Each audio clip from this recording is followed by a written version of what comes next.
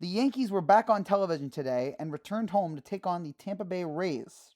What's noticeable about this lineup is that there are four guys on it who are competing for the left fielder's job in Aaron Hicks, Oswaldo Cabrera, Willie Calhoun, and Rafael Ortega. We also see Anthony Volpe at short and Oswald Peraza at second. Could be the future Yankees infield. Let's see how this lineup does against the Tampa Bay Rays. Luis Severino got the start for the Yankees here today, and most importantly, he didn't get hurt. But in the first inning, he looked really solid with a pair of strikeouts. The same cannot be said about the second inning, though. After letting a runner on, Curtis Mead takes one all the way down the left field line for a home run to open the scoring, give the Rays a 2-0 lead.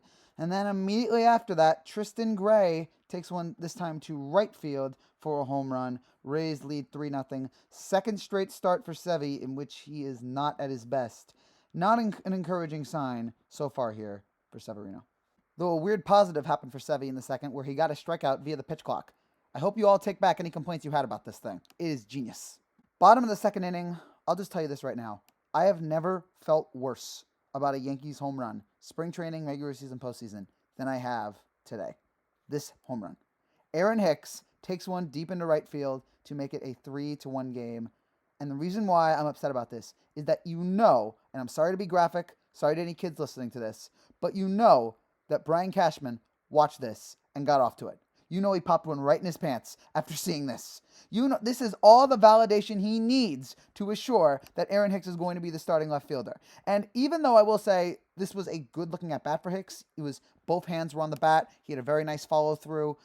That was impressive, but I'm still not ready to be sold on Aaron Hicks turning things around. So this was awful in terms of the Yankees' development going forward. I want the Yankees to give the other guys a shot, but I feel like that home run just clinches it, which makes me really mad and know that we are setting ourselves up for another disappointing season. There was one positive about the Aaron Hicks home run is that it turned the Yankees offense around here in this game. Bottom of the third, Willie Calhoun continued his very impressive spring training with this home run into right to make it a 4-2 game. I don't know if there's a spot for Willie on this roster, but boy, he's doing everything he can to try to get on it. Just a very impressive spring out of him. And then later on in that inning, after a runner got on, Anthony Volpe with a double into left field. I mean, we've already talked about how this guy should be on the opening day roster. That won't happen, but man, he's been good. And then Oswaldo Cabrera, a 3-run bomb into right field, and the Yankees take a 5-4 lead here in the third. Again, credit to Aaron Hicks for getting the offense going, which I'm not sure has ever happened, except for that home run he hit against the Astros last year. I'm not sure that's happened in the last 2-3 years of Aaron Hicks being on this roster. But it was a positive, so great job there. But what a third inning here for the Yankees. 5 runs off 3 home runs. And the offensive explosion continued into the bottom of the fourth with a runner on, Rafael Ortega, with his second home run of the spring. A ball going deep to right center. Gone. Yankees take a 7-5 lead. Amazingly, all 4 left fielders that are competing for that job all hit home runs today. And with that, Ortega brings his spring OPS up to 1.875. All of these guys, even though I still think it's a one person has a realistic shot at that job, there's 4 of them that think they have a shot, and all of them were fighting for that spot today.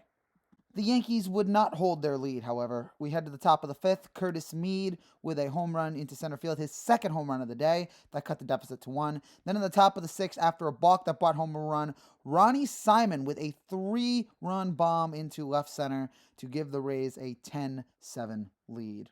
Bottom of the 6th, we had a Martian sighting, Jason Dominguez with a single with a ball that lands just right in left field, which then led to Willie Calhoun coming through again. Single, run scores, it's 10-8 Rays, and amazingly, the Yankees left fielders are responsible for all 8 RBIs. Yankees lose this one here against Tampa Bay.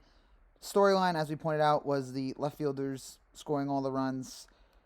Maybe I shouldn't be too hard on Aaron Hicks. I mean, I should be happy he got a home run, but God, I'm not feeling positive or confident in that regard. And yes, of course, we also saw the home runs from Calhoun, from Ortega, from Cabrera.